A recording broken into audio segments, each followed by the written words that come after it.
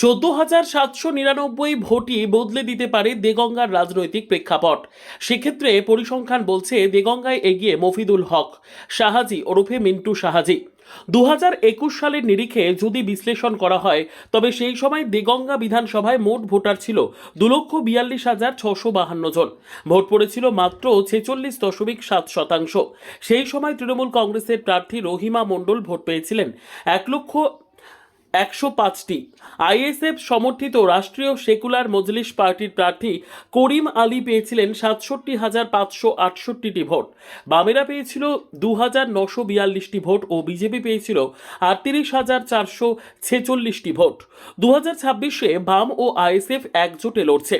সেই নিরিখে 2021-এর বিধানসভার ফলাফল বিশ্লেষণ করলে বাম ও আইএসএফ সেই সময় একযোগে পেয়েছিল 70,510টি ভোট।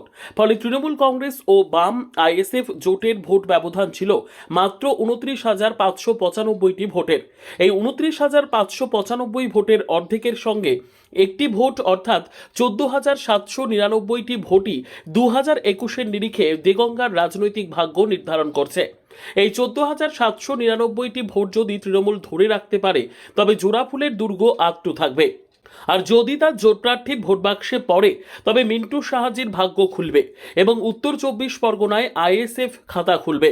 যদিও 2024-এর লোকসভা নির্বাচনে এই ভোট ব্যবধান দেগঙ্গায় বেশি ছিল। রাজনৈতিক বিশ্লেষকদের মধ্যে লোকসভা, বিধানসভা, পুর ও পঞ্চায়েত নির্বাচনের প্রেক্ষিতে সর্বদাই আলাদা হয়। ফলে বিধানসভা নির্বাচনের ক্ষেত্রে লোকসভার ফলাফল পরিসংখ্যানগত মান্যতা পায় না। সেই দিক থেকে বিচার করলে দেগঙ্গার রাজনৈতিক ভাগ্য এবার পরিবর্তনের ইতিবাচক ইঙ্গিত দিচ্ছে।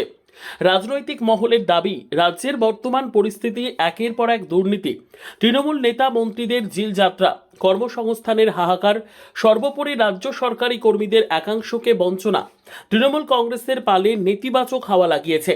সেই সঙ্গে তৃণমূল কংগ্রেসের অন্দরে চোরা স্রোত দেগঙ্গার জোটের প্রার্থী মিন্টু শাহাজি পাল্লা আরও ভারী করেছে।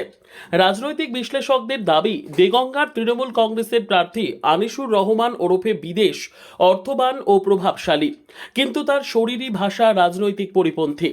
বিদেশের সভা ও পদযাত্রায় মানুষের ভিড়ও দেখা যাচ্ছে। তবে সব শাসক দলের সভা মিছিলে মানুষের ভিড়টা স্বাভাবিক, কারণ শাসক দলের মিটিং মিছিলে যোগ না দিলে তাদের ক্রোধের মুখে পড়তে হয়, জীবন জীবিকার সমস্যা হয়। সেক্ষেত্রে মেকি যোগদান থেকেই যায়।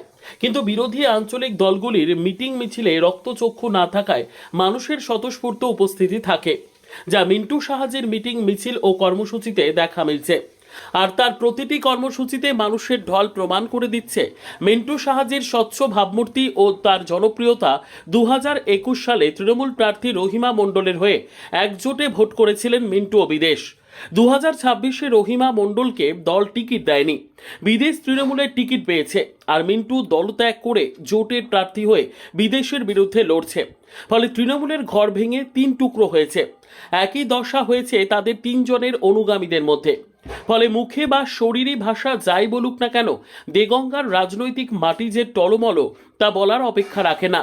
জোট প্রার্থী মিন্টু শাহাজি পালে জোরদার হাওয়া থাকলেও শেষমেশ কার ভাগ্যের শিকে ছেড়ে তার উত্তর সময় দেবে। Bureau report, digital news Bangla.